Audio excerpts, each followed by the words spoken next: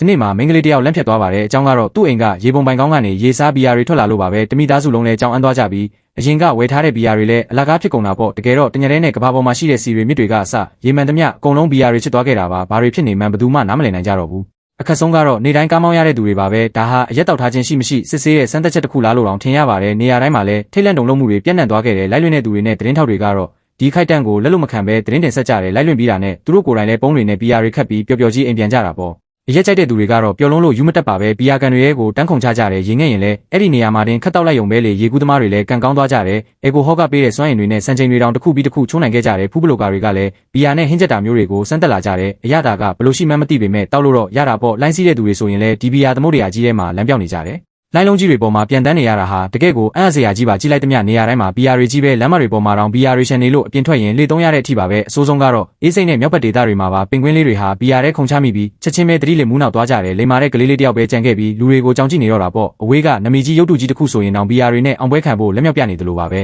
ဒါပေမဲ့ကျမရေးလိုက်စားသူတွေအတွက်တော့ဒီကဘာကြီးဟာအပြစ်ပေးခံရတယ်လို့ပါပဲနေရာတိုင်းမှာဘီယာတွေရဲ့မြင်နေရတော့သူတို့မှာစိတ်လေနေကြတယ်အချိန်ကြာလာတာနဲ့မျှကဘာကြီးတစ်ခုလုံးဟာဘီယာရောင်ဖြစ်သွားခဲ့တယ်တခြားကြုံကနေလန့်ကြည့်တဲ့ကြုံသားတွေတောင်ဒီမြင်ကွင်းကိုတွေးတော့သူတို့ရဲ့ဘီယာခွက်တွေကိုမြောက်ပြီးအတူတူအောင်ပွဲခံခဲ့ကြပါတဲ့